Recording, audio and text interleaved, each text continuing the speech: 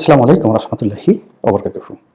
সম্মানিত দর্শক, ভোটের সময় যত এগিয়ে আসছে এবং যারা বিশ্বাস করছেন যে ভোট হবে, তাদের সকলেরই প্রশ্ন যে এই ভোটের ময়দানে আওয়ামী লীগ এবং তাদের যারা সহযোগী লোকজন রয়েছেন, প্রায় অর্ধেক ভোটার, যাদের মনের মতো প্রার্থীদেরকে নির্বাচনের বাইরে রাখা হয়েছে, তারা আসলে কাকে ভোট দেবে?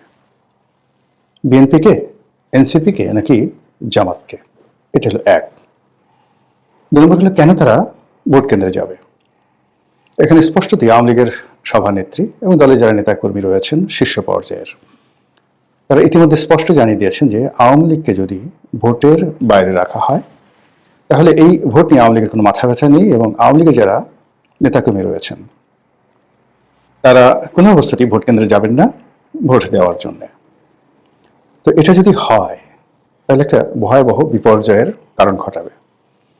এর কারণ হলো যে আমাদের দেশে এখন যেভাবে নির্বাচন হয়েছে, গত কয়েকটি নির্বাচনে, সেখানে ভোট কেন্দ্রে ভোটারের যে উপস্থিতি, এটা একটা বিরাট সমস্যা।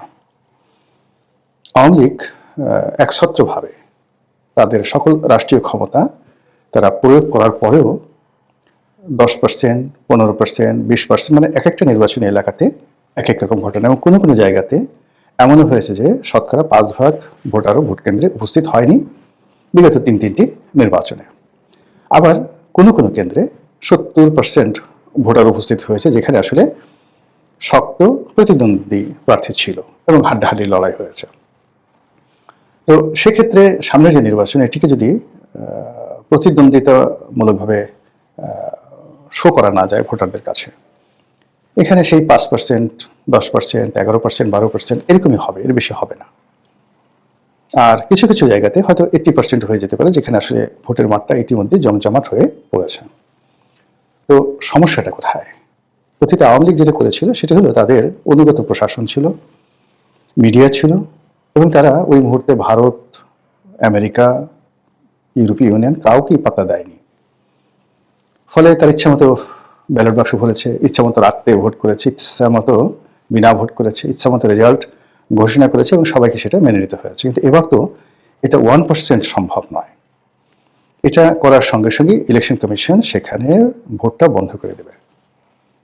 তাহলে ভোটারের উপস্থিতিটা যদি নিশ্চিত করতে হয়, সেক্ষেত্রে আওয়ামী লীগের ভোটারদেরকে আনতেই হবে মাঠে।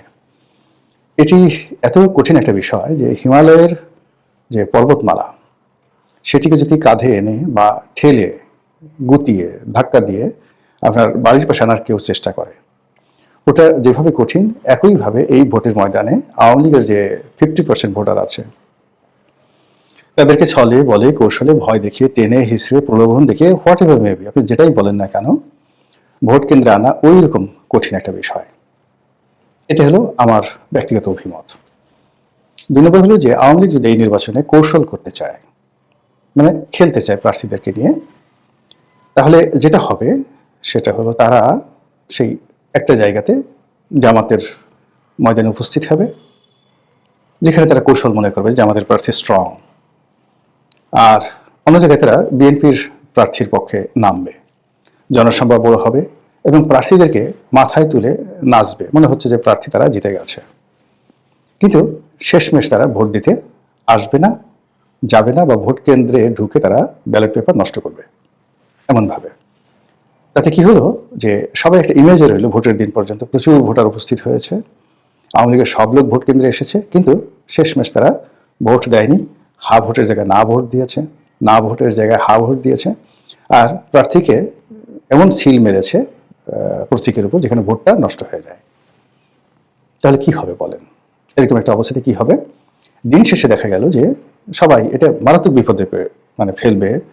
নির্বাচন যারা অনুষ্ঠান করছে তারা দেখলো যে ইলেকশন কেন্দ্রে প্রচুর ভোটার ভোট কেন্দ্রে গেল, তারা ধরে নিল 60%, 50% ভোটার কালেকশন হয়েছে, অতএব সিল ঠিল পিটানোর দরকার নেই।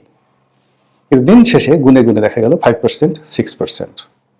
তখন নিজের গালে চর, থাপ্পড়, কিল, ঘুষি মারা ছাড়া তাদের আর কিছু করার থাকবে না। এগুলো দ্বিতীয় অপশন। এবং এই কাজগুলো করা কিন্তু এত সোজা না। আওয়ামী লীগের যে চাণক্য নীতি, সেই চাণক্য নীতি যদি পরিপূর্ণ বাস্তবায়ন তারা ঘটাতে পারে, তাহলে সেক্ষেত্রে কেবলমাত্র এটা ঘটানো সম্ভব।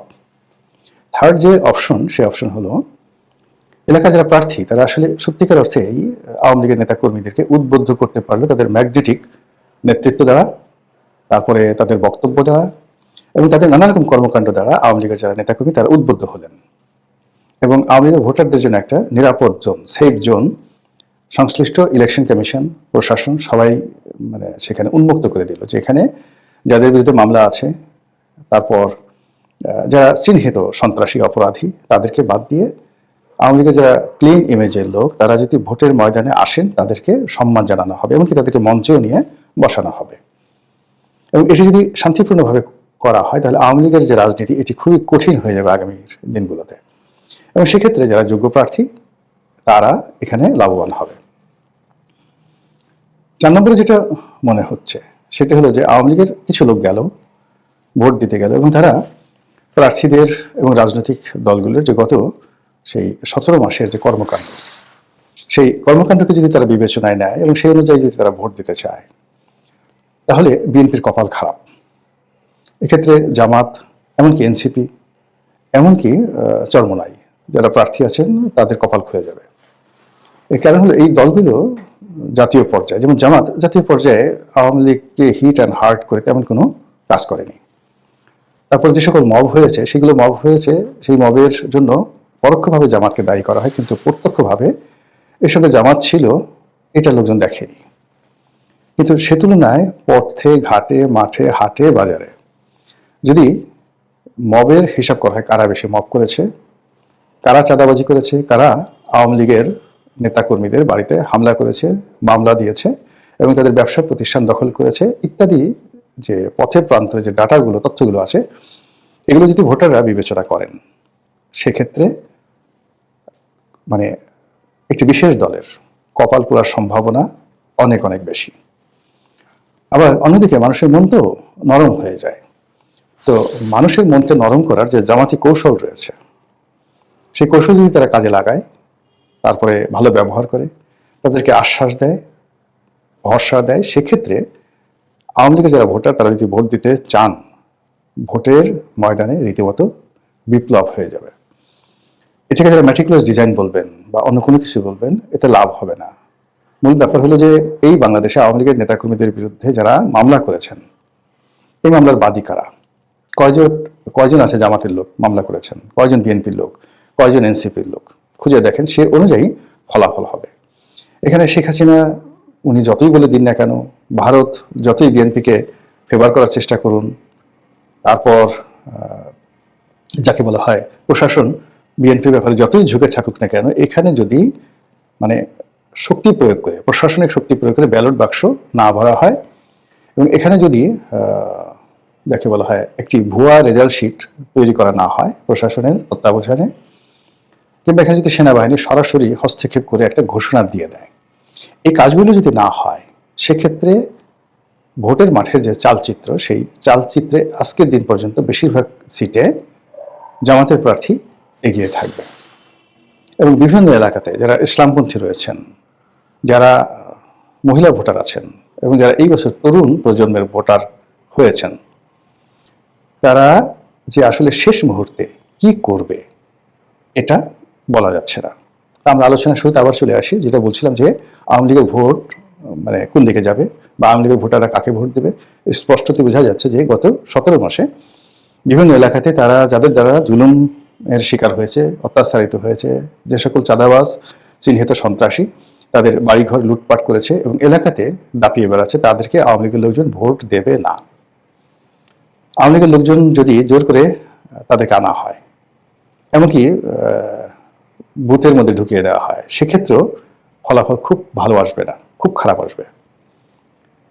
আবার দ্বিতীয়ত যেটা আছে সেক্ষেত্রে হলো যে আওয়ামী লীগ এই মুহূর্তে কেন ভোট দেবে না। প্রথমত হলো দল মাঠে নেই, তাদের নেত্রী দেশের বাইরে, এবং এই প্রথমবারের মতো ব্যালট পেপারে নৌকা নেই।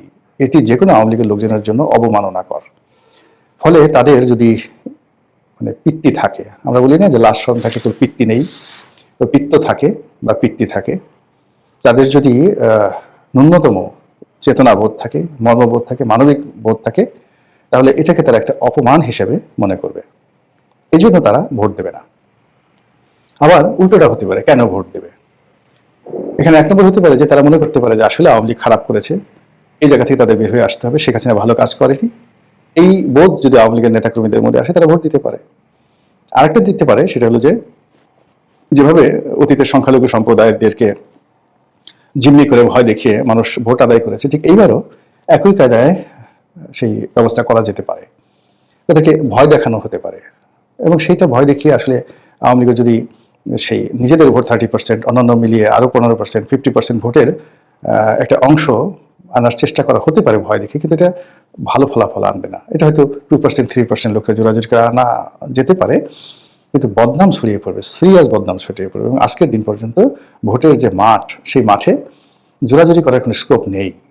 এখানে নেতাকর্মীদের মধ্যে, প্রার্থীদের মধ্যে উত্তেজনা আছে, প্রতিযোগিতা আছে, কিন্তু ভোটারদেরকে ভয় ভীতি দেখানোর মতো অবস্থা বর্তমান প্রশাসনের আন্ডারে, সরকারের আন্ডারে এখনো পর্যন্ত আমরা সেটা দেখিনি।